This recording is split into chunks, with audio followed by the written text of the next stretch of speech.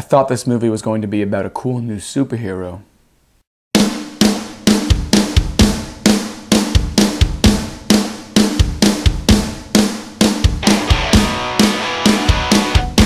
The Railway Man was directed by Jonathan Teplitzky. It stars Colin Firth, Nicole Kidman, and Stellan Skarsgard. And it's about this man who was a prisoner of war by the he was in the English army. He's a Japanese prisoner of war. And it's kind of years and years later and how he's still suffering. And then eventually something comes up that he might be able to directly deal with it. I actually had pretty high hopes for this movie. It looked really good. It's a great sounding concept, but I don't know if I didn't like it in the end because of what I was expecting versus what it was.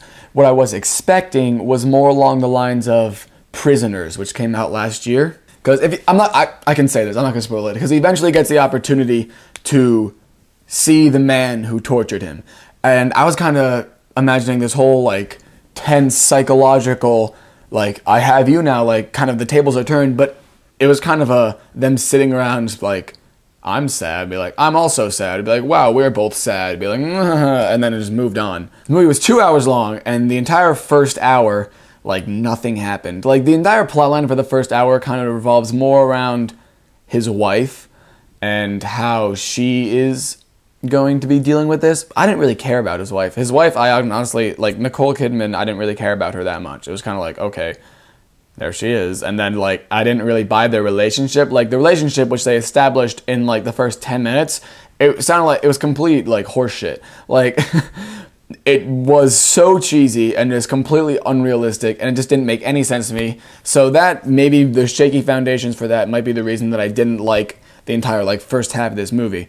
But when you make a movie about prisoners of war in World War II, it's going to rely heavily on just this empathy, and you feel terrible, and there's this compassion, and it just wasn't there for me.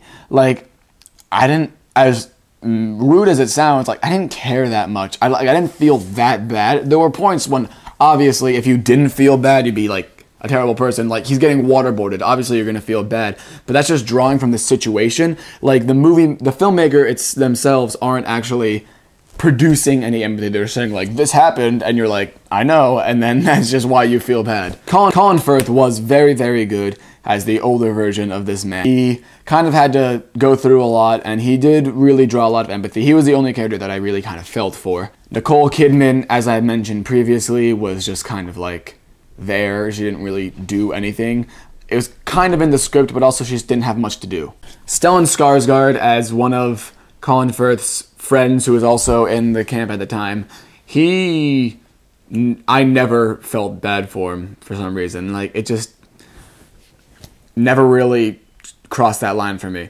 Another problem that I had with this movie and with the script is that it relies a lot upon context, and, like, they don't really say a lot, and, like, usually I can interpret, but they left a lot up to the imagination, and kind of a lot was implied. There were a few things I'm just like, what just happened? And there was one, like, major scene, arguably, like, the most major scene, and I was like, what just happened? Like, it didn't make any sense to me, because I thought, I'm not going to go into it, but it was kind of confusing for me. So yeah, there is a little bit of emotion here. Colin Firth gives a great performance, but it's just lacking something that a movie like this absolutely requires, and that really brought it down for me. I will give The Railway Man a C+. It was pretty boring and just didn't have a lot of emotion in it, I think. Thanks for watching, and I'll see you next time.